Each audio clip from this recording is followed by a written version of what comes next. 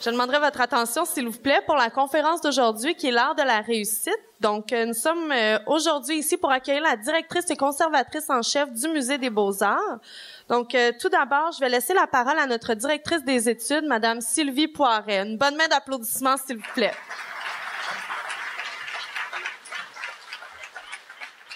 Alors, bonjour tout le monde. Ça me fait plaisir de vous accueillir parce que c'est une invitation que je vous avais lancée, puis je vois que vous y avez répondu en grand nombre, étudiants, profs et autres personnels.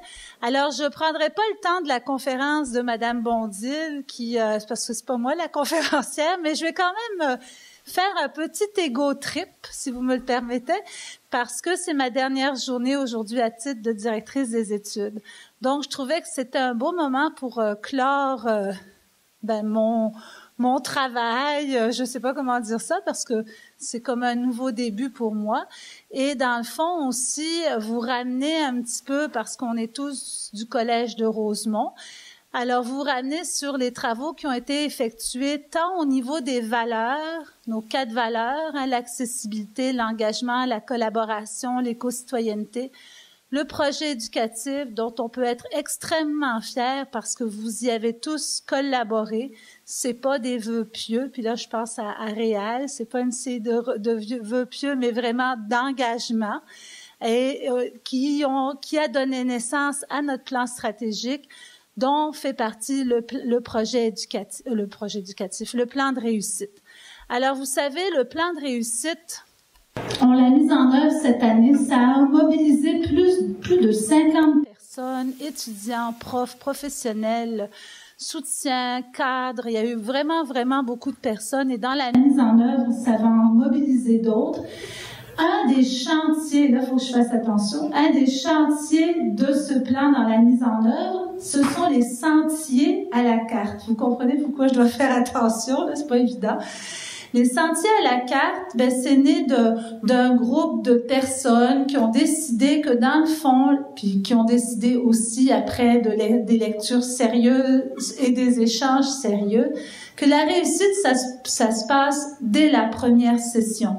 C'est important de s'en souvenir pour quand on accueille 10 étudiants, s'ils réussissent leur première session, 8 à 9 étudiants de ces 10 étudiants vont diplômer. Alors, c'est très, très important qu'on ne s'éparpille pas et qu'on mette toute la gomme sur la pédagogie de la première session. Lors de ces sentiers, de ces tergiversations, réflexions, on en est venu aussi à la réflexion qu'on devait travailler la culture. On s'est dit, on a mis beaucoup d'emphase sur le sport, sur l'engagement des étudiants, mais il faut qu'au niveau de la culture, on puisse donner accès, l'accessibilité à la culture. On a quand même une richesse extraordinaire. On a des programmes phares comme Histoire et civilisation, le futur art, lettres et communication qu'on va lancer, là, le nouveau programme dans un lancement un peu spécial. Alors, une nouvelle mouture du programme. Également, on a bien sûr nos cours en littérature, en philosophie. Puis, on a également 90 communautés culturelles qui sont représentées à l'intérieur du cégep. C'est extraordinaire. Cet été, là, j'étais plus souvent ici parce que je vais prendre mes vacances à partir de demain. J'ai rencontré des gens je vais l'oublier, un des nouveaux pays après la séparation de l'URSS, après l'effondrement du mur, le Kyrgyzstan. En tout cas, je savais que ça existait, mais je savais pas où c'était. Et juste d'avoir découvert ça, là, j'ai parlé avec le monsieur qui est en francisation, on a réussi à se comprendre, puis là, j'ai dit, tiens, je vais aller voir où c'est. Puis j'ai découvert d'autres choses. Alors, la culture, ça a tous les aspects. Madame Bondil va vous parler plus du Musée des Beaux-Arts, mais on peut avoir une culture scientifique. La culture, c'est large. C'est pas juste la culture avec un grand C, c'est ouvert à tout le monde et je pense que c'est important qu'on donne accès à la culture à nos étudiants. C'est une ouverture sur le monde. Quand on vient puis là je repensais à ça, moi je viens d'un milieu très modeste, très ouvrier, où la culture c'était le journal, c'était ça, et puis c'était les romans photos. Alors, ça vous donne une idée de mon âge. Puis j'étais en pleine admiration devant les films fixes. Alors, pour ceux qui sont nés avec Internet, désolé, mais ça a existé, les films fixes de Tintin. Puis ensuite, c'était la première fois au cinéma, quand je suis allée voir Blanche-Neige, je devais avoir 4 ans, que je voyais quelque chose en couleur, sur grand écran. Alors ça a été les chocs culturels. Alors, il y en a qui doivent dire, mais de quelle planète elle vient? C'est les années 60, d'accord? C'est pas si loin que ça, là, mais quand même. Alors, c'est important, cette culture-là. Je pense que c'est un des premiers jalons aujourd'hui et je suis extrêmement fière que Madame Bondil soit ici avec nous. Vous allez l'entendre, c'est quelqu'un qui vit, que c'est une passionnée. Elle porte pas juste le message, elle l'incarne. Et c'est ce qu'on aime à Rosemont. On n'aime pas... j'avais écrit des choses, mais je sais, je regarde jamais. Alors, alors j'essaie d'être cohérente. Hein, vous me le direz si j'arrive pas à être cohérente. Alors, c'est important d'être incarné. Puis moi, je me suis dit, je peux pas parler de culture, je peux parler d'éducation. C'est mon cœur de métier. Je suis une enseignante de formation. Je vous l'ai toujours dit. Ne perdez pas de vue qu'on est là pour nos étudiants et qu'on veut qu'ils réussissent. Et les ouvrir à la culture, c'est les ouvrir au monde. Peu importe qu'ils réussissent pas, mais dans leur parcours, c'est leur donner des possibilités. Puis Dieu sait que quand on voit ce qui se passe dans l'actualité, où on est quand même dans une belle société, où on n'a pas peur d'avoir une attaque au gaz sarin, par exemple, c'est important de donner accès puis que nos jeunes puissent vivre avec passion leur vie et être heureux. Alors, je vous laisse... Non, c'est Cynthia, parce que là, je suis en train d'oublier. On a fait tout un petit protocole. Je vais revenir tout à l'heure pour les remerciements. Je vous remercie d'être ici. Et puis, je laisse la place à Madame Bondil. Et puis, bon, je vais avoir un petit bureau à la bibliothèque à compter de 9 ans. C'est que vous êtes bienvenus pour me saluer. Puis, je vais prendre le temps d'aller vous rencontrer aussi.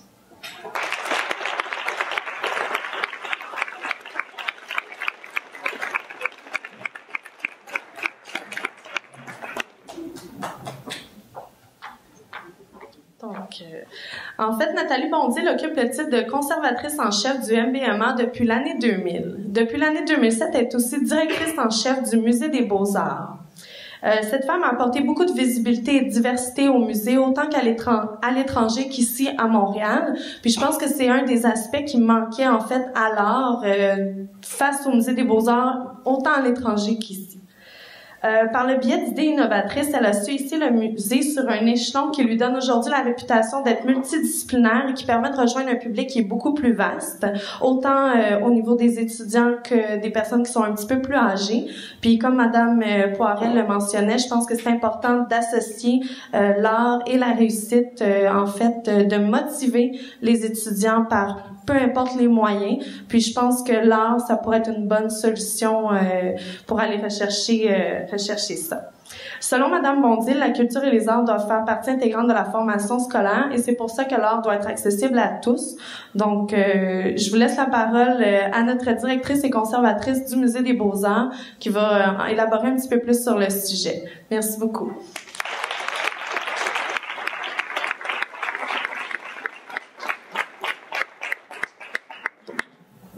Waouh! Vous avez beaucoup de passion à revendre ici, hein? Non, vraiment, merci beaucoup. Puis, passionné pour passionner, franchement, bravo Sylvie, c'est vraiment un travail extraordinaire. Puis on sent l'intégrité et la passion dans le message. Et oui, bon, je crois que, en fait, ça paraît assez loin, le Musée des Beaux-Arts, comme ça, mais moi, quand je lisais le projet éducatif du Collège Rosemont, je vais rien vous apprendre. La force d'une organisation repose sur des actions ancrées dans des valeurs solides, connues et partagées de tous. Fier de sa culture et de ses traditions, le Collège Rosemont a fait de l'accessibilité, de l'engagement, de la collaboration et de l'éco-citoyenneté ses portes-étendards. Bah tiens, on pourrait simplement biffer puis mettre Musée des Beaux-Arts de Montréal. D'ailleurs, je vais vous reprendre la phrase. Donc vraiment, c'est ça en fait, c'est qu'il faut faire une différence entre ce qui relève de l'institution et ce qui relève des valeurs. Et ça, c'est vraiment une chose importante à réaliser, c'est que quels que soient nos champs de spécialité, il y a des spécialistes ici qui vont s'intéresser aux lettres, aux arts, à la culture, à la musique, mais d'autres aux sciences. Certains qui iront vers des professions, peut-être avocats, peut-être d'autres vers l'agriculture, je ne sais pas. Eh bien, donc vous serez tous des spécialistes, mais au-delà donc de vos professions, vous allez être animés par des valeurs. Et en fait, c'est ça, ce décloisonnement, c'est ce qui nous rassemble et c'est ce qui nous ressemble. Et moi, je suis historienne de l'art, mais c'est pas simplement donc un champ de spécialité qui m'enferme, c'est pas une forteresse, hein. C'est simplement un outil donc de connaissance du monde qui doit être au service de valeurs qui nous rassemblent. C'est très très très important. Et c'est d'autant plus important parce qu'il y a beaucoup de préjugés sur l'élitisme dans la culture, dans les musées, etc.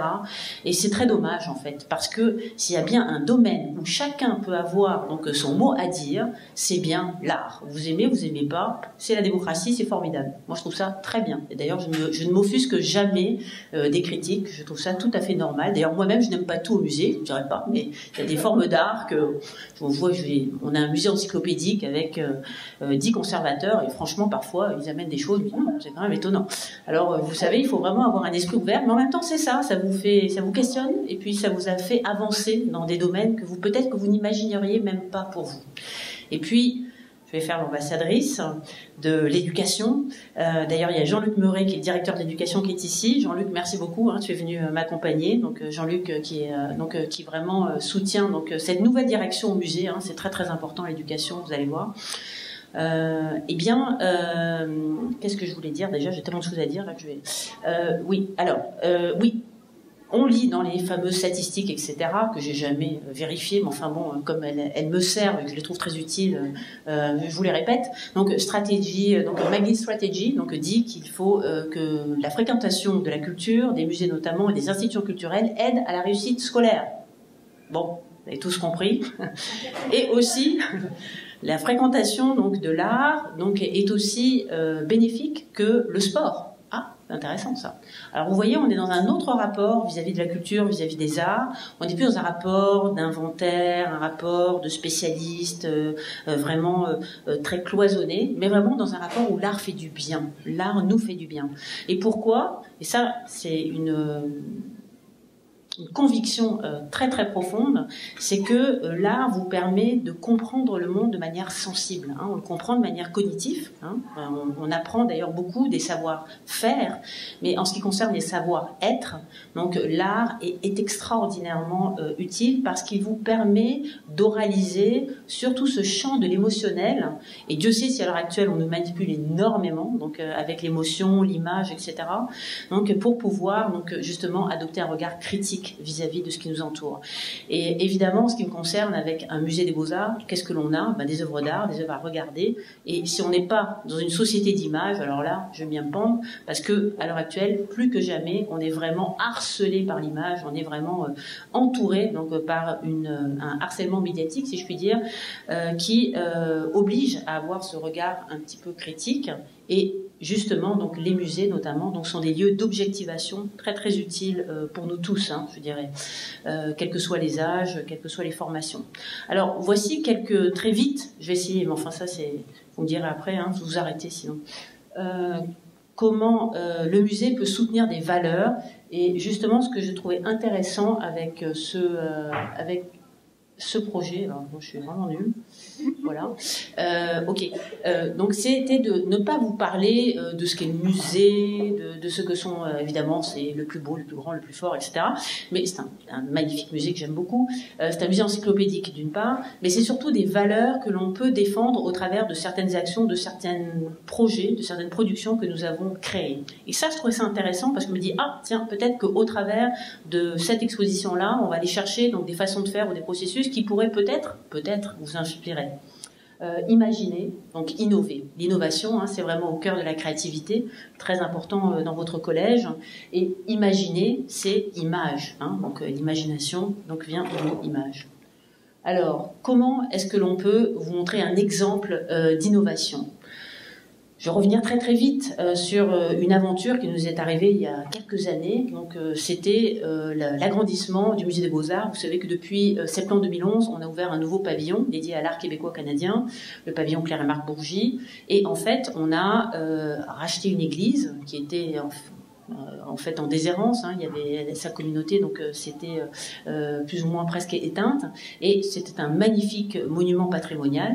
Et avec cette église-là, qui avait une splendide nef, que vous voyez là, donc on pensait faire à l'arrière des galeries qui seraient vraiment dédiées à l'exposition de nos collections, qui sont vraiment magnifiques en art québécois et canadien. Bon, mais il y avait quand même cette nef.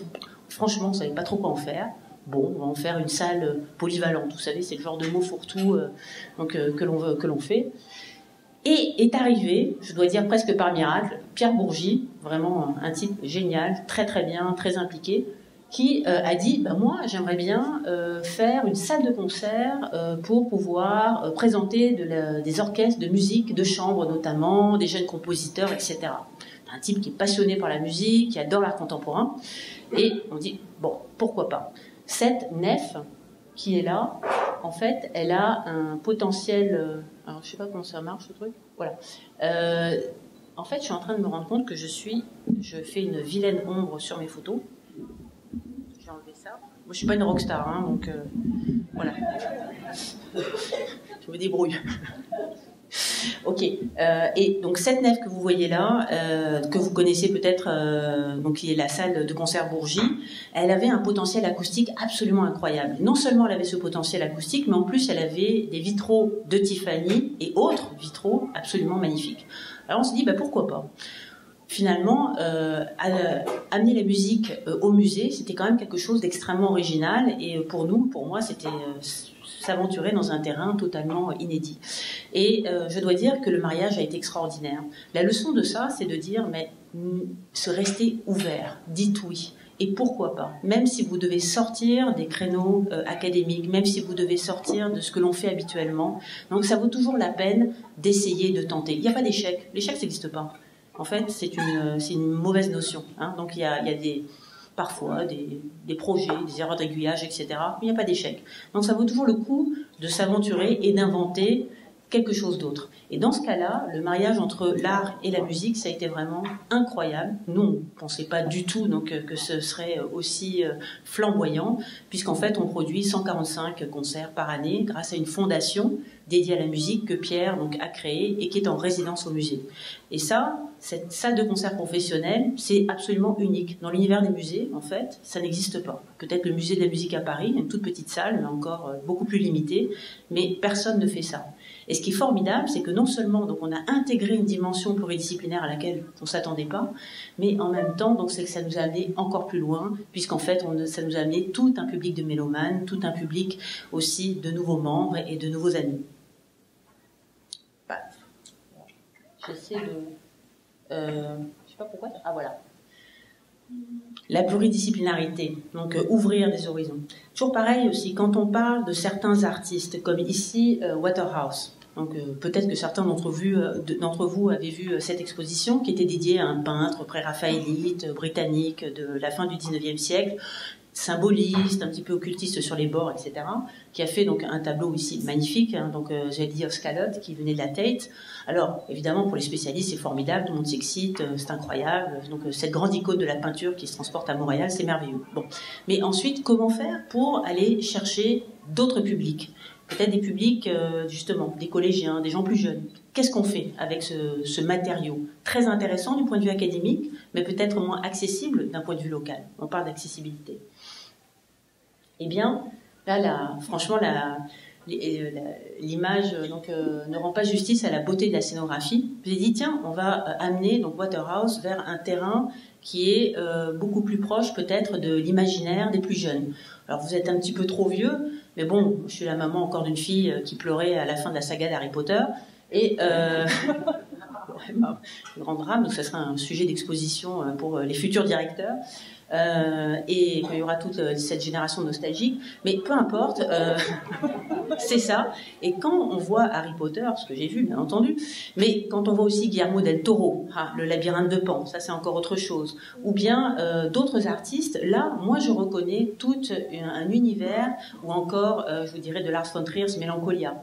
Donc vous voyez donc toutes sortes de cinéastes, et bien en fait on reconnaît dans cet univers visuel des peintres ou un univers esthétique qui m'est très proche. Je vous dirais même, et là donc je m'en veux parce que je n'ai pas introduit Caroline Mordeau qui était ici. Voilà, merci beaucoup Caroline. Et Caroline donc, qui a fait cette performance donc juste avant, donc vraiment tu viendras à la fin. Et voilà.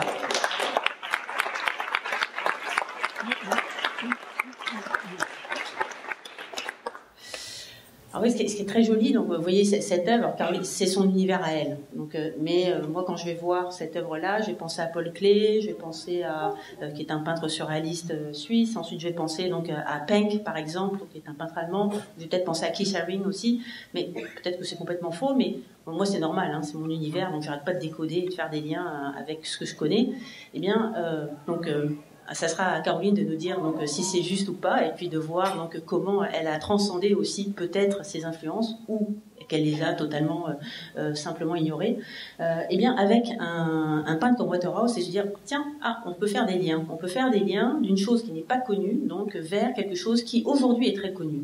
Et en fait c'est simplement donc de créer ces connexions donc pour atteindre un nouveau public et de leur dire vous voyez, vous aimez Harry Potter, vous aimez Guillermo del Toro ou encore Mélancolia, en fait, vous allez aimer, vous ne le savez pas, mais vous allez aimer l'univers de l'occultisme, de l'Angleterre pré-raphaélite et de la fin du siècle. Alors, c'est aussi de leur faire comprendre donc ce lien. Et pour cela, on a besoin d'intercesseurs, vous savez, et de certaines personnes qui justement peuvent incarner de manière très physique aussi, et aussi par leur créativité, donc ces liens esthétiques, ces références. Et ici, donc, c'était Melissa Othermore. Je pense qu'il y en a pas mal d'entre vous qui connaissent donc la chanteuse qui était des Smashing Pumpkins et qui est absolument intarissable sur toute la période de l'art symboliste et qui elle-même d'ailleurs ressemble à une sirène pré-raphaélite absolument merveilleuse et dans laquelle, donc dans cette exposition, donc je me dis tiens on va intégrer donc Melissa et en fait ce film qu'elle avait fait, qui avait été présenté au Festival de Sundance, faisait merveilleusement la transition avec Waterhouse. Et aussi ça a été l'occasion de travailler avec Nathalie Claude qui était aussi une metteur en scène de théâtre ici du Québec, de Montréal, qui aussi donc est très très très influencée par tout cet univers de spiritisme très noir, de romantisme noir, donc, et grâce à qui donc, on a pu créer cette scénographie très majestueuse.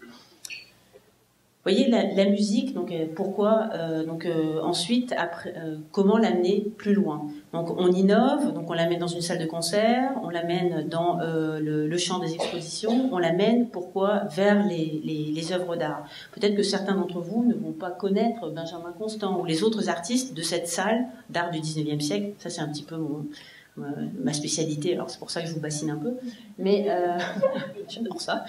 Et en fait, la plupart des gens donc peuvent ne pas connaître cette peinture de Benjamin Constant, donc une peinture orientaliste absolument impressionnante qui a été très célèbre dans son temps. Mais quand ils vont écouter de la musique orientaliste de Ravel, donc ils vont pouvoir faire des liens. Et c'est ça qui a été intéressant dans la démarche d'amener la musique, d'inviter la musique au sein des arts plastiques. Ça a été de comprendre à quel point donc la fusion donc de ces deux arts pouvait se féconder et combien, par exemple, la musique, dans ce cas-là, pouvait nous aider à nous concentrer sur l'image. Nous, on a un problème au musée, c'est que les gens zappent d'image en image. On parlait maintenant de la culture en tweet, en 24 signes. Nous, c'est un peu de sauter d'une image à l'autre. Alors qu'en fait, il faut donc, que les gens s'attardent sur les œuvres. Elles demandent beaucoup d'attention, surtout certaines d'entre elles. Et dans ce cas-là, quand vous mettez des casques donc, sur la tête des auditeurs ou des visiteurs, eh bien, ils sont captivés par le temps de la musique. Et du coup, ils restent captifs du temps de la contemplation. Et c'est ce rapport-là donc de l'expérience qui me paraissait très intéressant. Alors, C'est tout ça pour vous dire que cette notion d'expérience, cette notion de pensée longue ou de délectation sur le long terme, hein, que certains des professeurs ici donc essaient de retrouver au travers de la lecture de textes plus difficiles, et bien ici que dans les musées on va essayer d'insuffler au travers de la contemplation d'œuvres peut-être un peu plus académiques, un peu plus ardues. C'est exactement la même principe, mais finalement donc on essaie d'innover, d'inventer, d'avoir des processus, et dans ce cas-là c'est un audio-guide musical qui est gratuit, que vous pouvez d'ailleurs utiliser, et qui vous permet de voyager en musique de manière très sensible dans le cadre de la collection. D'ailleurs, clin d'œil, à l'automne, nous allons ouvrir une exposition sur Venise et la musique, une exposition d'art visuel, bien entendu, mais aussi où la musique va être spatialisée. C'est un des grands champs d'expérience du musée. On a fait Warhol, on a fait Miles Davis, etc. Et là, donc, on va continuer. Donc, c'est quelque chose que on va pas peut-être maîtriser absolument à 100%, mais c'est pas grave. On invente, on continue, on travaille, et puis on crée notre spécialité. Et c'est ça qui est important, c'est cette démarche. Accessibilité, démocratie, citoyenneté, évidemment, donc une valeur qui vous tient plus qu'à cœur ici. Et ça a été aussi, une valeur comme celle-ci, elle a beaucoup motivé, en fait, elle motive constamment la plupart de toutes nos actions, de toutes nos programmations au musée. Et je vous dirais qu'un très joli exemple que nous avons pu faire, c'était à mon arrivée. Donc il y a eu une exposition que j'ai pu monter donc, très rapidement grâce à toute l'aide de l'équipe, qui était donc tous pour l'art. C'était un message très simple, c'était simplement de dire, voilà, nous avons des collectionneurs à Montréal qui ont des œuvres formidables, donc qui sont dans leur salon, donc et nous avons un musée, et bien invitons donc le grand public à rencontrer finalement ces œuvres, ces trésors cachés, donc grâce à la générosité des collectionneurs. Pas d'histoire de l'art, pas de discours académique, rien. Simplement la rencontre, la délectation, le plaisir d'être avec des œuvres. Et d'ailleurs, ce que vous voyez là, donc cet aménagement très confortable, très cosy, avec des canapés qui se voulaient être un petit peu comme dans un salon, c'était vraiment pour donner l'impression à chacun d'être le privilégié, le détenteur, le possesseur, le propriétaire donc d'une œuvre, et d'avoir ce contact direct avec l'œuvre d'art, et de pouvoir s'y perdre sans pour autant donc vraiment essayer d'emmagasiner des connaissances académiques ou un savoir-faire donc d'érudition. Non, pas du tout. C'était vraiment le bonheur d'être en compagnie d'œuvres d'art. Et ça a très très bien marché. Non seulement ça a bien marché, mais ça nous a permis à nous de se rendre compte qu'il y avait des collectionneurs incroyables à Montréal, qui avaient vraiment donc une culture très solidement ancrée depuis très longtemps, et qui s'était poursuivie depuis les anciennes familles anglophones jusqu'aux nouvelles familles de l'immigration, donc juives, donc avant la guerre, jusqu'aux nouvelles d'aujourd'hui, jusqu'aux nouvelles collectionneurs donc francophones. Et on voyait donc au travers de ces collections-là, de ces 60 collectionneurs, toute une histoire du Québec. C'était vraiment passionnant.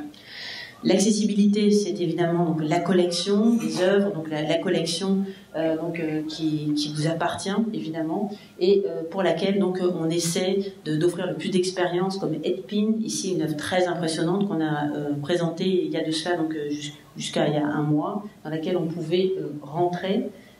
Et puis bien entendu, l'accessibilité, c'est aussi le design et les arts décoratifs. C'est pourquoi le design et les arts décoratifs plus qu'autre chose, parce qu'en fait, c'est aussi une autre conviction. D'une part, le musée a une collection incroyable, vraiment incroyable. En Amérique du Nord, c'est une des plus belles collections de design d'art décoratif. Franchement, je vous mens pas, c'est impressionnant.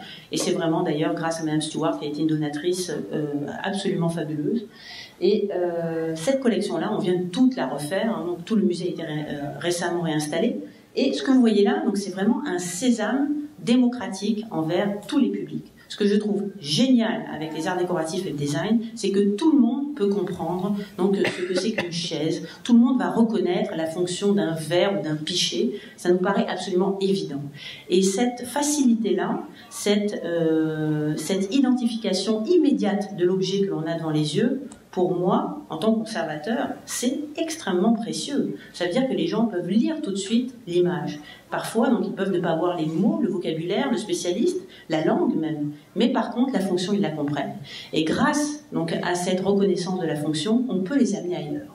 On les amène vers la technique, on les amène vers la biographie des artistes, on les amène vers l'histoire des styles, on les amène vers la sociologie, hein, les repas, etc. Donc il y a tellement de façons d'aborder les œuvres d'art. Surtout, le message, c'est que l'œuvre d'art n'appartient pas au seul discours des spécialistes, absolument pas. L'œuvre d'art est tellement plus puissante que ce que je ne pourrais jamais en dire moi-même dans ma bouche. Jamais. Donc c'est à chacun de pouvoir donc l'interpréter, la kidnapper et l'amener donc vers ses propres territoires, vers son propre imaginaire. Et le design, les arts décoratifs en ce sens-là sont vraiment un outil incroyable. Donc je vous encourage donc à rencontrer cette collection qui est vraiment extraordinaire. Ah. Voilà. Thiouli, justement, vous savez, je ne fais pas de la pub, mais en ce moment, certains d'entre vous reconnaissent ce merveilleux soleil qui trône devant la façade en marbre de notre ancien pavillon. C'est exactement donc, le même principe. Hein. Certains peuvent dire oui, c'est facile, etc. Non, c'est pas facile. Excusez-moi, là, non. D'abord, il y a 10 000 pièces qui ont été assemblées dans l'exposition. 10 000. Il y en a 1200 simplement sur cet objet.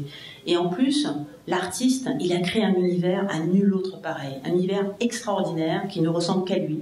Et ça, moi, je respecte énormément. C'est un univers fabuleux. C'est un univers qui n'a pas peur de nous enchanter, de nous émerveiller, de faire beau.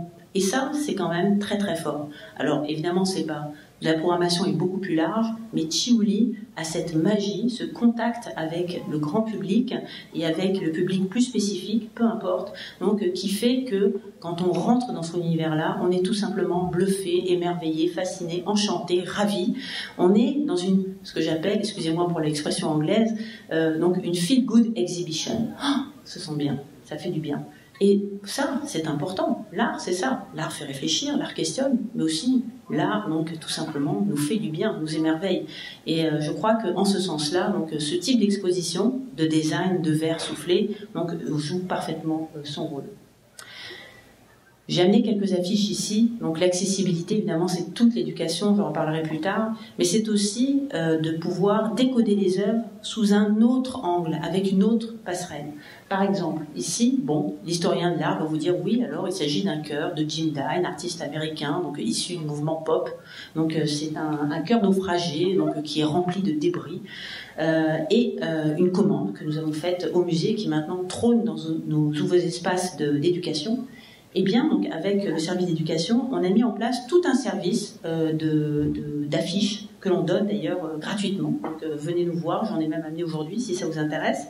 Donc, pour les écoles, pour qui veut, et notamment pour défendre des causes qui nous tiennent à cœur. Et là, c'est là que vous allez comprendre, donc on peut dépasser donc l'enjeu d'histoire de l'art, on peut dépasser l'enjeu disciplinaire. On dit l'hortus conclusus, vous savez, le jardin fermé, le jardin secret, donc des spécialistes, pour aller rejoindre un public beaucoup plus grand en défendant des valeurs donc, qui nous rassemblent. Et dans ce cas-là, eh bien, c'est une affiche qui donc, va dénoncer l'intimidation à l'école, sujet éminemment donc, actuel et important, et avec la fondation Jasmin Roy. Et ce que vous voyez là, donc, c'est non seulement une affiche, non seulement une sensibilisation, mais c'est aussi donc, tout un protocole de visite que nos services ont mis sur place avec les professeurs et avec la fondation pour pouvoir créer des programmes de visite appropriés donc, dans le musée. Et voilà, donc c'est aussi avoir le bleu à l'âme. Le bleu à l'âme, c'est ce cœur-là. Mais je vous dirais qu'on a fait on a fait ce type d'affiche avec d'autres œuvres. Vous n'imagineriez peut-être pas que ce soit, par exemple, alors je ne sais pas si je l'ai mis après, sur Fortin, écologie et environnement. Vous connaissez tous Marc-Aurèle Fortin, cet extraordinaire paysagiste du Québec et qui a vraiment fait des icônes du Québec rural, mais en même temps donc, qui a représenté des espèces d'arbres qui maintenant ont disparu. C'est aussi ça, hein, c'est aussi donc, des images d'une nature qui est en danger, et c'est aussi ça que montrent donc, les images et les œuvres d'art, et c'est aussi ça que nous devons donc, expliquer, mais c'est aussi ce que vous pouvez donc aller chercher. Hein. Nous avons des outils, nous avons des collections qui vous appartiennent, donc vraiment, elles sont libres à vous. Écologie, environnement, donc je voyais les valeurs d'éco-citoyenneté avec le toit vert, très belle idée d'ailleurs, on a un beau projet. Tiens, voilà d'ailleurs l'affiche de Marc-Aurèle Fortin dont je parlais et qui effectivement montre ces arbres absolument majestueux que maintenant donc, nous ne voyons plus donc, sur les routes de nos campagnes ou dans nos villes et qui justement, au-delà de ce chef-d'œuvre de la peinture, réellement, donc va vraiment sensibiliser auprès d'une cause précise. Et c'est très important de pouvoir lire les œuvres dans ce sens-là.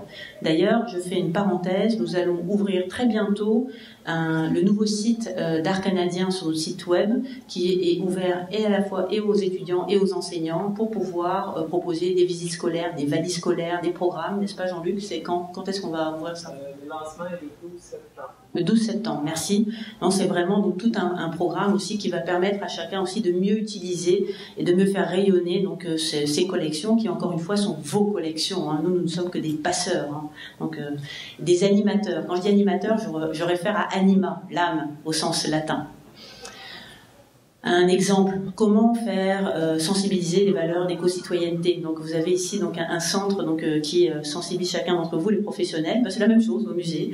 Et on se dit bon dans certains cas, puis on essaye de plus en plus bien entendu donc d'intégrer ces valeurs-là. Ce fut le cas donc dans une exposition qu'on a fait et qu'on essaye de faire, mais dans ce cas-là, c'était vraiment un parti pris très radical de récupération, de recyclage au travers des matériaux qu'on utilisait dans la scénographie même, mais c'est aussi ce que l'on fait donc avec le matériel d'exposition, etc. D'ailleurs, nous réutilisons beaucoup nos matériels, donc je vous invite aussi à contacter le musée dans ces cas-là. Et puis donc avec un clin d'œil à Frédéric Bach, donc, qui était un petit peu notre parrain dans ce sens-là, et avec qui nous avons un très beau projet justement de toit vert au musée. Un monsieur qui est vraiment incroyable, qui est un homme en colère, un vieil homme en colère, toujours avec cette rage. On le voit comme un très grand artiste, mais ce qui l'anime, c'est avant tout sa rage, sa colère, sa détermination, son engagement pour défendre une nature. Hein. Ça, c'est absolument spectaculaire. Vraiment une personne incroyable, exceptionnelle.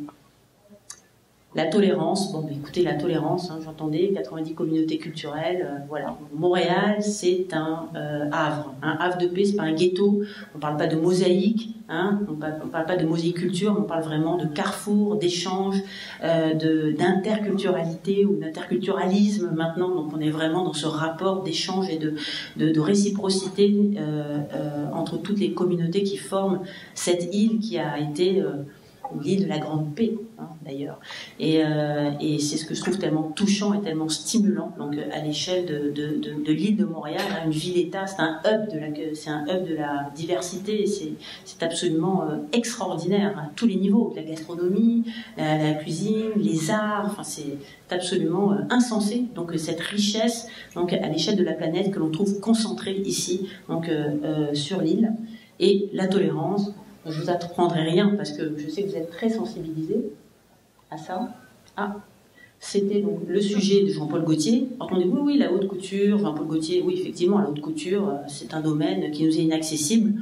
Moi-même, avant de travailler sur Yves Saint Laurent et Jean-Paul Gaultier, je n'avais jamais vu de robe de haute couture de ma vie. Parce que, tout simplement, comme tout le monde ici, j'en avais vu reproduit dans des magazines, mais j'en avais jamais vu en vrai. Et puis c'est vrai qu'en vrai, c'est quand même extraordinaire. Et qu'est-ce que doit faire un musée, si ce n'est aussi que de montrer des choses qui ne sont pas accessibles. Et dans le domaine du design, la haute couture donc, fait vraiment partie de ces savoir-faire incroyables. Et de pouvoir regarder ces pièces dans une salle d'exposition, donc voir comment elles sont faites, donc du point de vue de la technique de l'artisanat, c'est quelque chose de rare, parce que même quand vous êtes dans un défilé, ou invité à un défilé, je pense que vous ne l'êtes pas moi non plus, eh bien, les œuvres passent 20 secondes. Enfin, moi j'ai été une fois, normal pour aller convaincre M. Gaultier. Bon. Mais je ne suis pas retournée.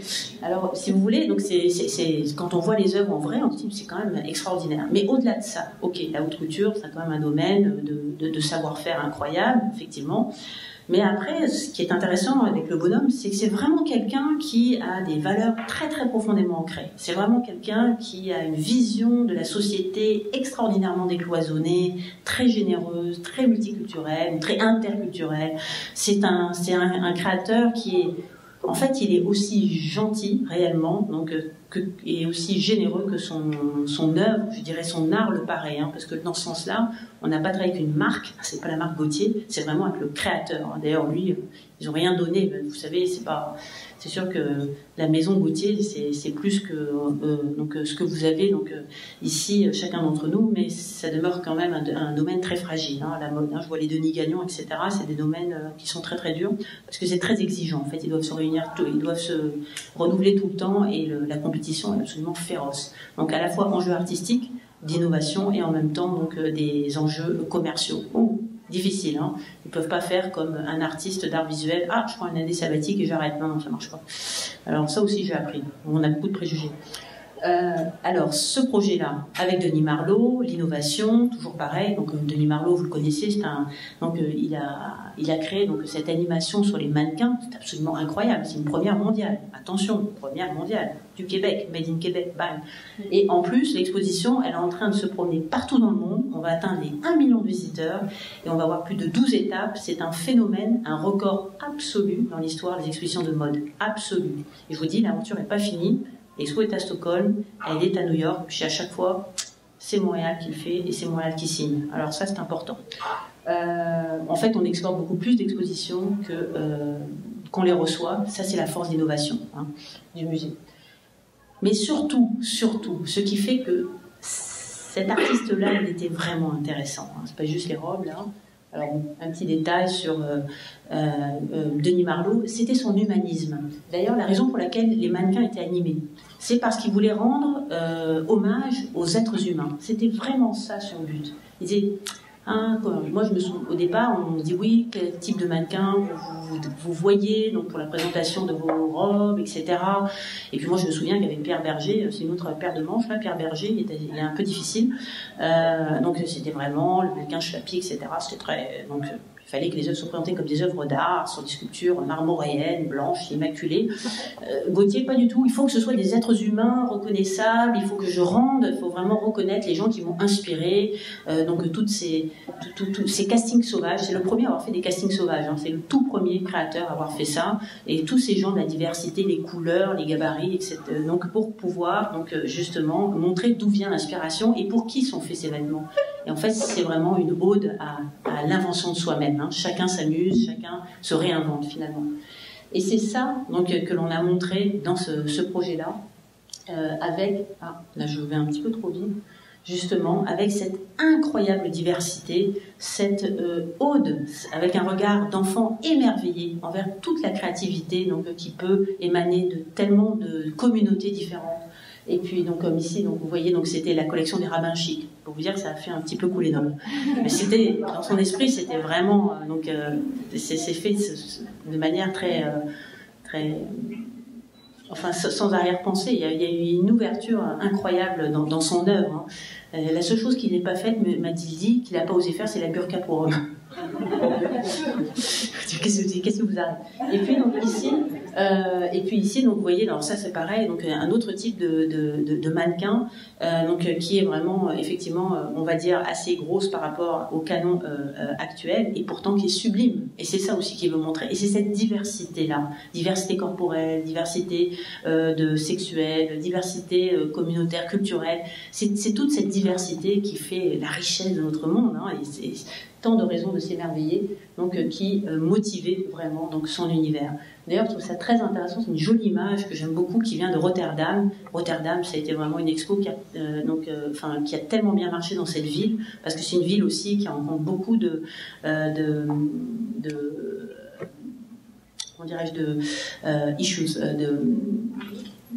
merci, d'enjeux culturels, etc. Et c'était très intéressant de voir comment l'exposition a bien été, a été tellement juste dans cette ville à Rotterdam, comme à Montréal d'ailleurs, hein, parce que je pourrais vous raconter l'itinéraire de l'exposition Gautier. Gautier chez les cow-boys au Texas, c'est pas la même chose que Gautier à San Francisco, ou encore Gautier à Rotterdam, Gautier à Madrid avec Almodovar. C'est très intéressant aussi de voir comment chacune des villes va recevoir une exposition, va la faire sienne et va justement y mettre en valeur des valeurs qui sont les leurs. Et Tout ça pour aller à d'autres programmes donc sur lesquels nous sommes en train de travailler, des programmes d'art-thérapie avec différents instituts médicaux, vraiment pour élaborer des protocoles, vraiment de recherche et même de soins, notamment pour les troubles alimentaires, pour la dépression, pour Alzheimer, etc. Et notamment la question des troubles alimentaires qui me touche aussi beaucoup parce que donc ça réfère donc aux apparences, et Dieu sait si on est dans un univers d'apparence donc totalement tyrannique, c'était terrifiant, c'est terrifiant à l'heure actuelle. Et ce que je trouve magnifique dans l'univers des formes que nous avons à disposition au musée, dans ce dictionnaire incroyable, c'est que l'on voit que la beauté est tellement plurielle, la beauté est tellement multiple. Oui, il y a cette Vénus de Cnide qui est revue par Parmigiani, qui est un artiste italien, avec ce papillon symbole de l'âme, Psyché, dans la Grèce ancienne. Mais vous avez aussi cette sublime sculpture stéatopyge, grosse fesse en fait, c'est le mot chic pour dire ça, qui réfère donc à la culture néolithique. Et en fait, pourquoi ? C'était justement donc pour conserver donc des ressources en période de disette, et puis c'était des symboles de fécondité tellement importants. Alors donc c'est cette diversité, puis je pourrais vous multiplier les exemples, que je trouve tellement importante à renseigner aux plus jeunes qui souvent sont pris par justement un harcèlement médiatique que je trouve pour ma part vraiment difficile quand on est très jeune et pas bien dans sa peau. Et je dirais même quand on vieillit, aussi. C'est aussi donc d'autres façons, d'autres types de beauté, d'autres valeurs que l'on va chercher donc avec les œuvres. Ici donc on a Kane qui a fait ce très beau portrait d'un Indien à tête plate de la tribu des Micmacs, c'est ça, si ma mémoire est bonne. Donc ici avec ce système particulier qui permettait d'aplatir donc le front des enfants.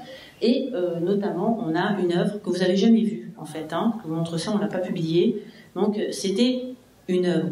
Quoi ? Une œuvre ? C'est pas une œuvre, c'est une tête maori tatouée. C'est un cadavre. Non, c'est pas un cadavre, c'est un être humain. C'est un être humain, c'est un ancêtre. Et bien cette œuvre-là, qui a été achetée au musée en 1945, et à l'époque c'était tout à fait normal. Maintenant, qui penserait pouvoir exposer ce type de reste humain ? Parce que les mentalités ont beaucoup changé.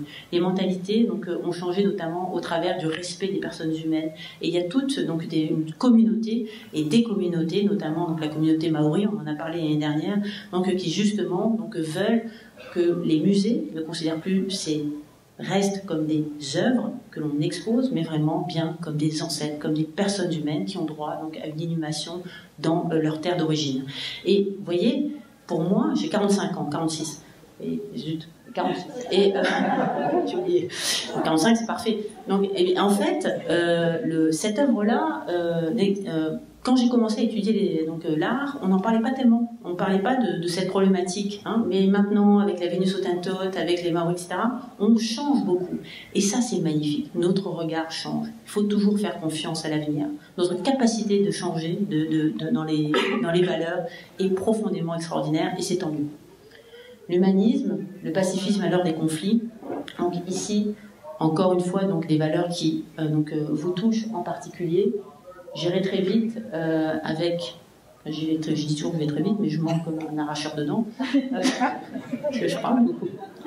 Enfin bon, je vais revenir très vite à un cas que j'adore, c'est l'exposition de Cuba, qui a été vraiment un projet pour moi fondateur, puisqu'en fait il a rassemblé des œuvres et de Cuba et des États-Unis, deux pays qui à l'époque ne pouvaient même pas échanger quasiment par téléphone, et qui voulait montrer justement la beauté de cette culture, de cette identité, par-delà les conflits et les idéologies.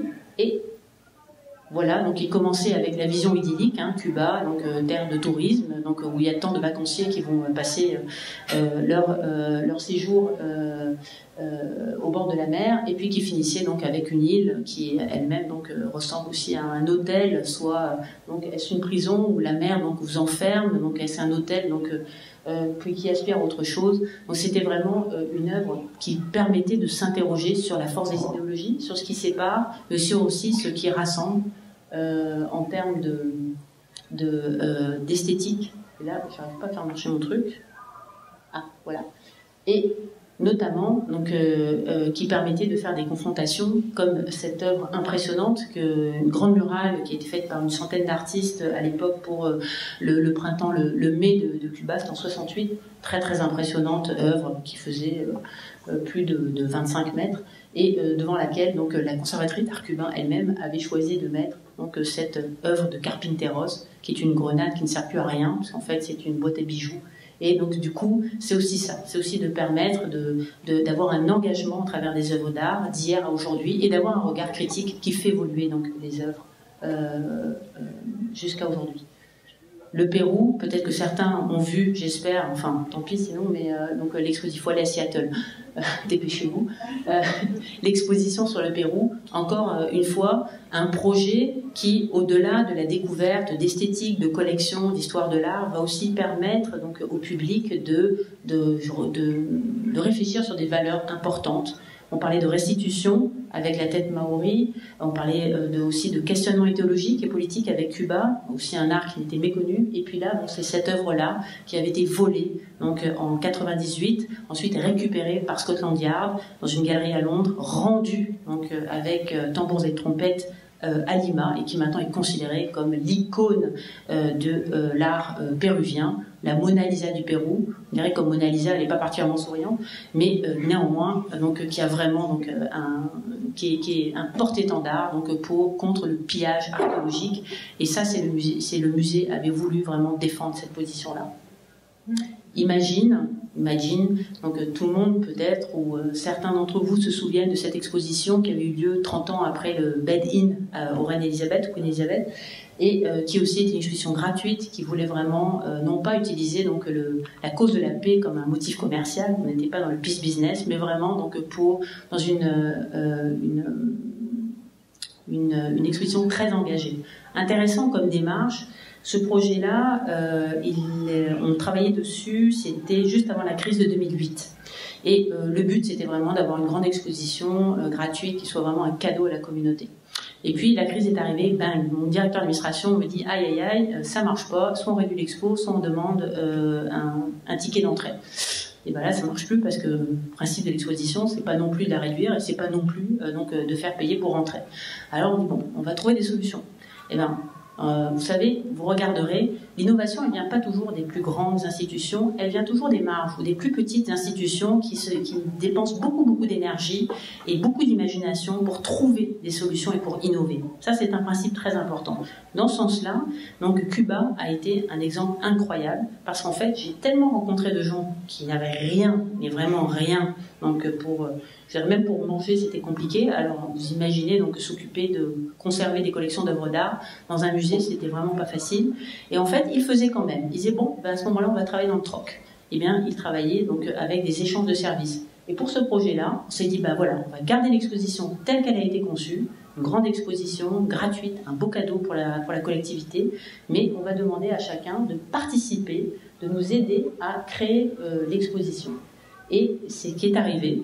Avec 40 partenaires qui, alors, je ne sais pas pourquoi, j'arrive pas très bien, voilà, 40 partenaires qui nous ont aidés à faire cette exposition, à la monter. Donc, les graphismes, les tireurs de photos, les transporteurs, etc.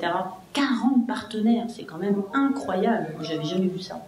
Et du coup, cette vision comme une open work, qui était rassembleuse, qui invitait tout le monde à participer à un projet collectif, ça a dépassé totalement nos attentes et ça a été incroyablement inventif. Et ça participait aussi beaucoup de l'esprit de Yoko Ono. Yoko Ono, donc en fait, c'est quelqu'un qui est très intéressant parce que, donc à part avoir cassé le groupe des Beatles, donc ce que beaucoup lui reprochent encore, c'est quand même donc quelqu'un qui a une réflexion très fine sur donc ce qu'a été la performance, le happening elle était proche du groupe Fluxus dans les années 60 et justement qui toujours maintenant donc veut inviter les gens à participer, à interagir avec ses œuvres.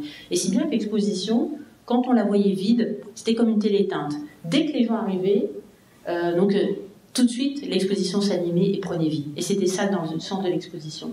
Ça, c'est un clin d'œil. C'était une salle des Nations Unies de la paix, où en fait, on avait enfin c'est moi qui l'appelle comme ça, mais ce sont des jeux d'échecs blanc contre blanc, personne ne gagne, personne ne perd, une immense installation et avec des cartes d'état-major tout autour où il y avait donc des tampons Imagine la paix qui étaient à mettre où on voulait. Et alors c'était un clin d'œil, c'est parce que donc on ouvre l'exposition et puis évidemment donc certaines personnes ont commencé à mettre des tampons donc sur les murs. Et donc les gardiens, ou enfin quelqu'un très bien intentionné du côté du musée, a mis des gros panneaux rouges, ne pas mettre sur les murs. Alors j'ai pris la photo, c'était tellement drôle parce que ça allait complètement à l'encontre du message de l'exposition. On dit non, on enlève ça parce que le but c'est justement que les gens s'amusent, que les gens donc s'approprient l'espace du musée. Et évidemment c'est ce qui est arrivé. C'était complètement, on était envahis donc par ces tampons, c'est magnifique. Et vraiment, les gens ont adoré ce projet-là. Et moi, je dois dire que c'était un projet qui m'a énormément plu parce qu'en fait, il était très fin, il était assez complexe.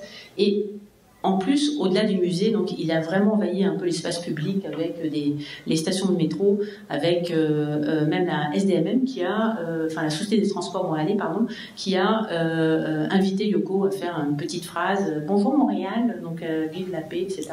Donc toutes les semaines et donc tous les jours en fait, même dans le métro. Alors c'était quand même une grande première, c'était jamais arrivé qu'un artiste donc parle comme ça aux usagers. Et on retrouvait donc les grandes bannières Imagine la paix donc sur des grands panneaux d'affichage gratuitement. Hein, c'était vraiment une performance, il n'y avait pas de logo, il n'y avait rien. Un peu la même histoire avec Otto Dix, un peintre extraordinaire donc qui lui vous parle de la Seconde Guerre mondiale, Première Guerre mondiale qu'il a vécue, Seconde Guerre mondiale aussi, art dégénéré, un artiste allemand. Et aussi donc avec d'autres œuvres qui sont complexes, qui vous parlent de la paix, mais la paix c'est difficile aussi. Hein. La paix ça va avec la guerre, c'est pas forcément donc toujours facile. Et une œuvre, vous avez des œuvres, vous avez parfois des choses un peu complexes à exposer. Donc je dis tiens, comment est-ce qu'on peut exposer une œuvre que vous allez voir qui est en fait une gueule cassée, donc un homme qui a été complètement déchiré et on le voit ici en passant au travers de la tranchée. Donc c'était aussi de se dire, est-ce qu'on la cache? Non, on ne cache pas ça parce que c'est ça qui se passe. Donc, et on ne veut pas non plus faire de la censure, mais en même temps, donc, on veut que les gens comprennent donc, ce que ça a été. Et maintenant, en fait, pour introduire donc, à cette réalité-là, très brutale, donc, il y avait aussi beaucoup d'informations historiques pour pouvoir comprendre le contexte de création de Otto Dix. Et ça aussi, ça fait partie, histoire de l'art, comprend histoire, donc c'est aussi d'ouvrir vers d'autres territoires de la pensée, de la connaissance, pour pouvoir mieux accepter l'œuvre de certains artistes. Mais c'est aussi, je vous dirais, pour moi, c'était un message de paix, un humanisme très fort, qui parlait toujours d'aujourd'hui, hein, puisqu'à l'époque, donc il y avait exactement au moment même de l'ouverture de l'exposition, comme par hasard, triste hasard, donc cette photo absolument impressionnante d'un vétéran de la guerre en Afghanistan qui se retrouvait un petit peu comme ce qu'Otto Dix aurait pu dépeindre ces amputés de guerre il y a de cela presque un siècle. Évidemment, c'est aussi toute des œuvres, des insertions, des œuvres comme celle-ci de Dominique Blin que je veux vous montrer, qu'on a installé dans les nouvelles sections des cultures du monde que nous avons refait au musée. Et là, elle a fait un travail très très intéressant, avec un atelier justement de réfugiés afghans qui représente tout un tapis de bombes, un vrai tapis de bombes avec des tapons, et des bombes qui viennent de tous les pays du monde, y compris à l'époque du Canada, avant que le traité d'Ottawa ne soit créé, et enfin en tout cas qu'il n'y ait plus cette interdiction-là.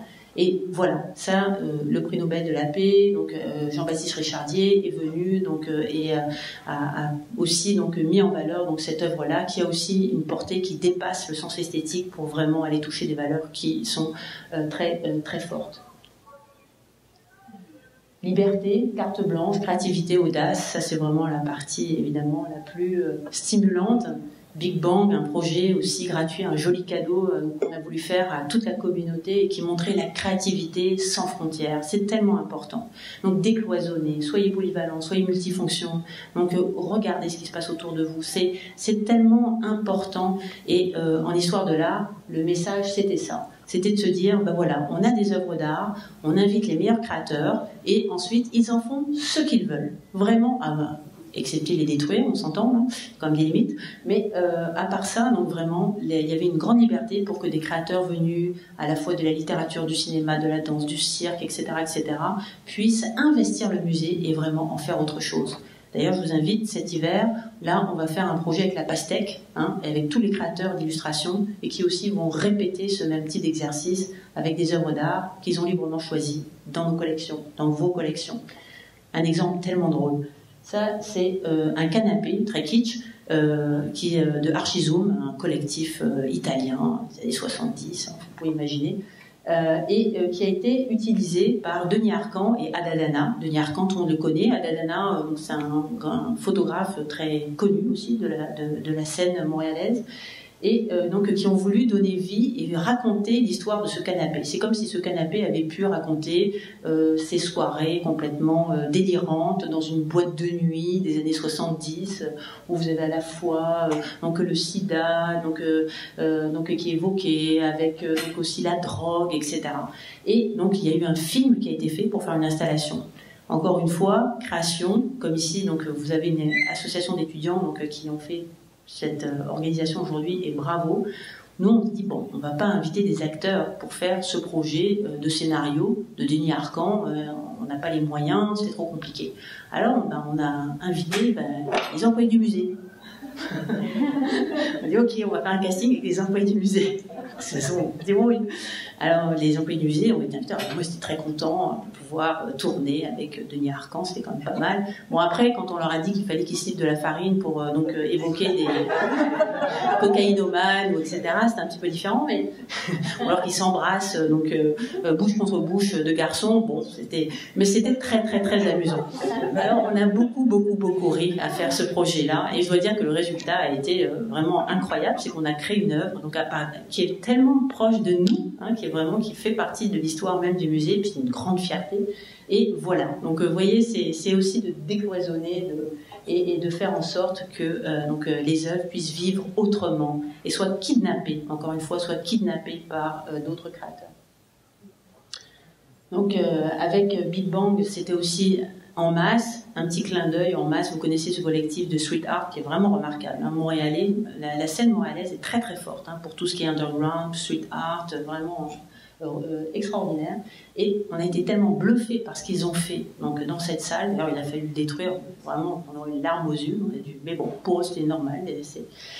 Que finalement, on a décidé de les réinviter pour nos nouveaux studios d'éducation. Et c'est là où, en fait, leur art prend tout leur sens, parce que vraiment, que ce soit des graffiteurs, des BDistes, des graphistes, etc., des illustrateurs, donc vraiment, ils ouvrent les frontières, ils ouvrent les portes, ils ouvrent l'imaginaire vers d'autres territoires, et avec les nouveaux studios que nous venons d'ouvrir, donc il n'y a même pas un an, hein, c'était en septembre de l'année dernière, donc on avait 900 mètres carrés, on passe à 1500 mètres carrés et maintenant on va vers les 3000 mètres carrés avec notre futur projet. Et là, c'est ce que je voulais vous montrer parce que vous ne l'avez pas encore vu, ou peut-être rapidement. Pour terminer, c'est donc notre nouveau pavillon pour 2017 qui comprend 6 étages de l'art international, la collection de maîtres anciens, de Monsieur et Madame Hansteen. C'est un scoop, je vous dis aujourd'hui, il va s'appeler le pavillon pour la paix, Michael et Renata Hansteen. Je voulais absolument qu'il s'appelle comme ça parce que, à la fois, c'est un hommage aux donateurs qui ont vécu une tragédie de l'Holocauste assez impressionnante. Hein, c'est vraiment des gens, des beers in life, comme on dit en anglais, hein, vraiment des monuments. Et en même temps, donc, c'est un pavillon qui va être dédié à l'éducation, grâce à Michel Lafenelière, papa d'Evelyne, incroyable mécène qu'on adore, qui est d'une générosité inouïe, vraiment. Et grâce à lui, donc, nous allons pouvoir ouvrir donc, un pavillon où l'éducation va, une fois de plus, donc, prendre une dimension insoupçonnée au musée, vers les 0,5 ans, la diversité, l'art-thérapie et les seniors, en plus de tout ce que nous faisons aujourd'hui. Et je peux vous dire que vraiment, le potentiel est extraordinaire. Alors, c'était très très vite des petites valeurs, des exemples en fait, pour vous montrer comment, donc, même dans l'univers des musées, donc, on pouvait aller au-delà et aussi imaginer d'autres stratégies pour pouvoir décloisonner les contenus, sans pour autant oublier donc, la pertinence académique, on s'entend. Ça, c'est le cas des catalogues, hein, par exemple. Mais vraiment, donc, pour que l'on puisse avoir le cadre des catalogues, c'est dans les catalogues. Ça, c'est vraiment un lieu spécifique, mais vraiment que l'on puisse rejoindre toutes nos communautés afin que les gens s'approprient leur musée. C'est une volonté qui est très très forte et on a beaucoup à faire parce qu'on n'est jamais... le chemin est long, mais je peux vous dire que l'enthousiasme est là et l'équipe est vraiment remarquable et vous êtes bienvenus. Voilà, merci.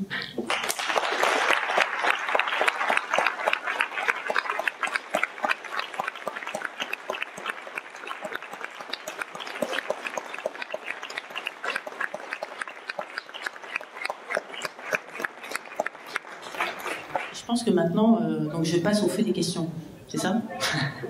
S'il y en a qui ne sont pas découragés.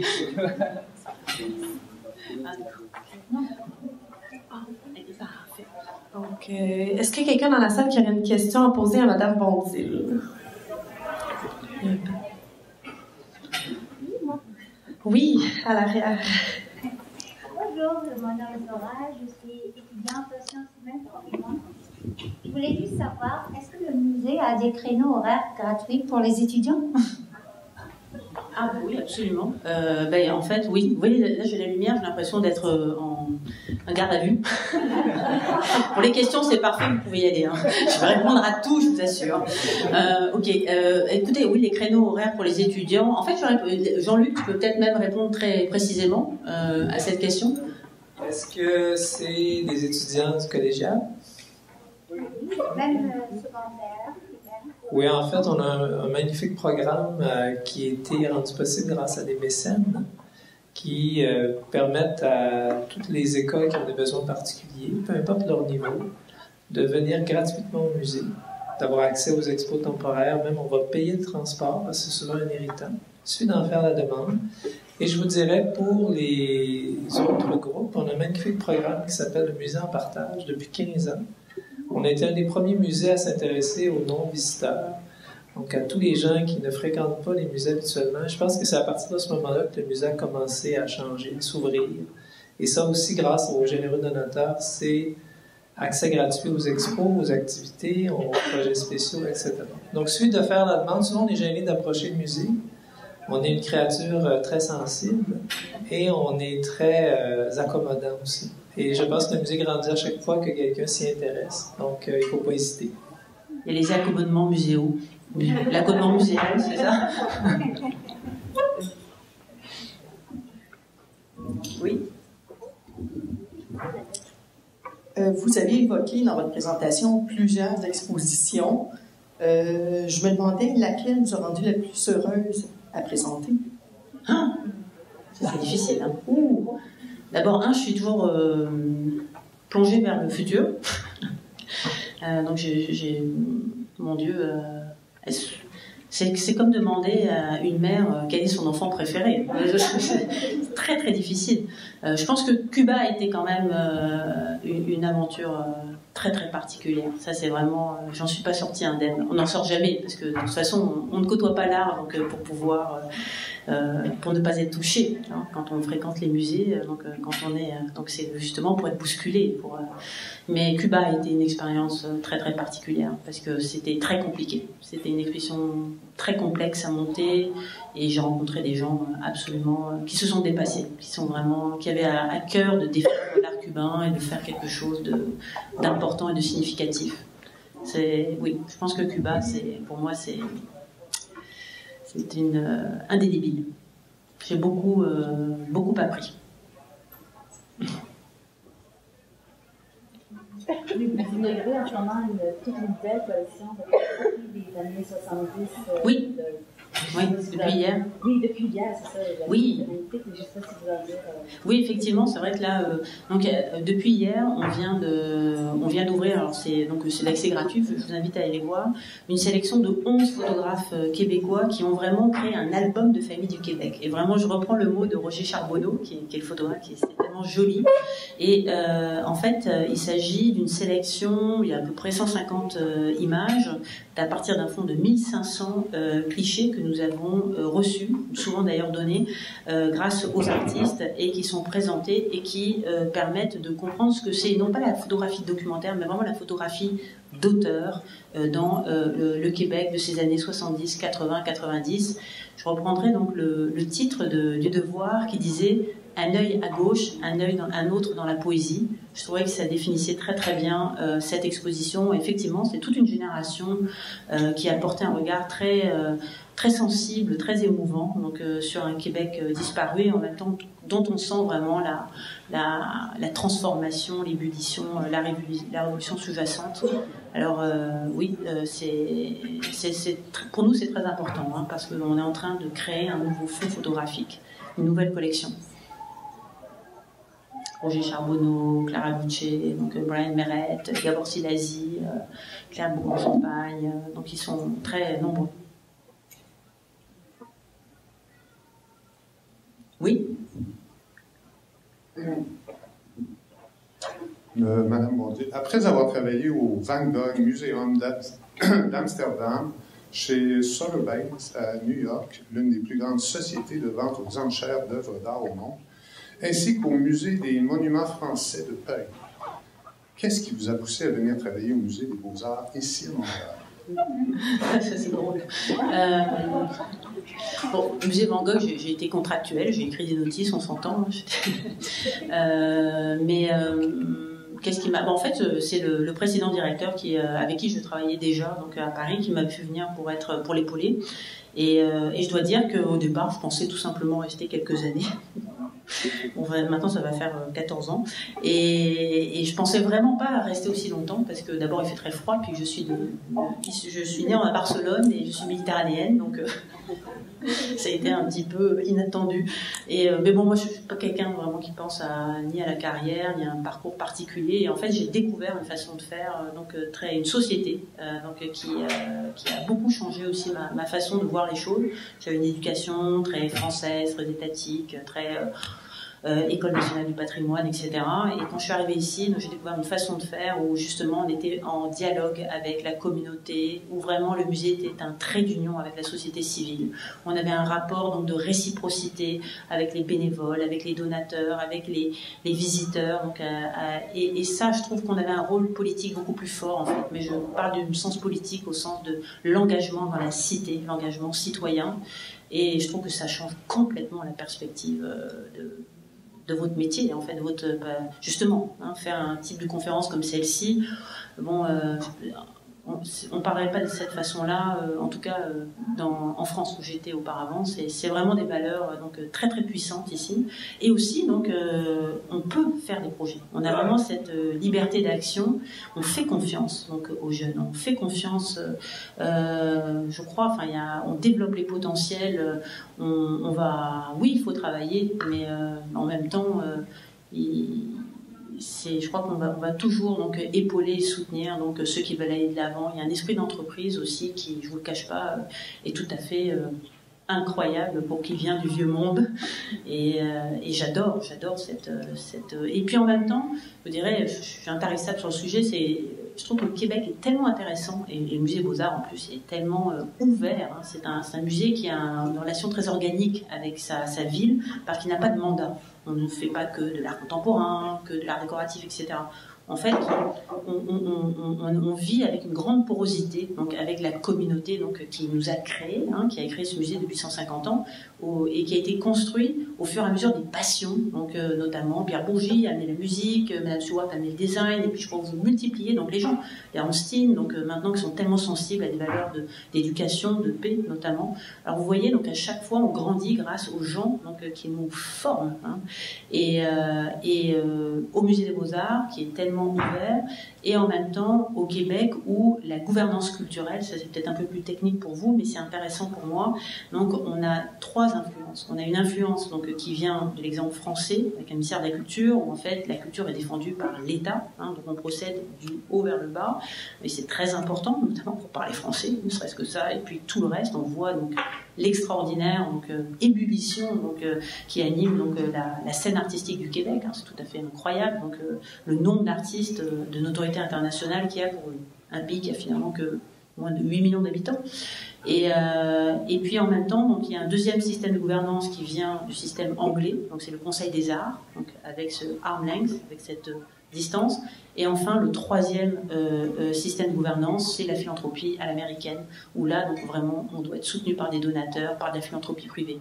Et au Québec, on a ces trois types on est au carrefour de ces trois influences.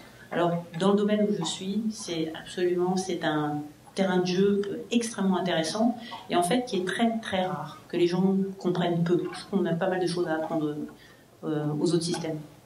Je le dis sans aucune arrogance, hein, c'est vraiment quelque chose, là je vous le dis très, très vite, mais ça m'a pris du temps de le comprendre. Alors j'aime beaucoup, j'adore. Donc ouais, bon, il fait un peu froid l'hiver quand même.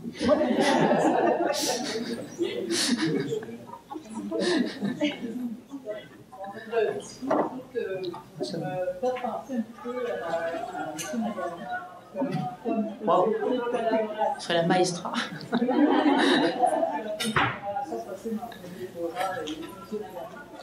Ah ben oui, ben justement il y en a un. En fait, j'ai rencontré donc le maestro donc pour un projet d'exposition sur l'orientalisme, parce que c'est un projet sur lequel je travaille personnellement et on n'a jamais traité ce sujet-là à Montréal. D'ailleurs, je pense même Québec, Canada, et c'est un vrai sujet, c'est un très beau sujet donc qui permet aussi au-delà de l'orientalisme, au-delà aussi du discours académique, vraiment d'aborder des belles questions donc sociales. Et donc on va travailler ensemble pour ce projet-là en 2015. C'est un scoop. Dites rien.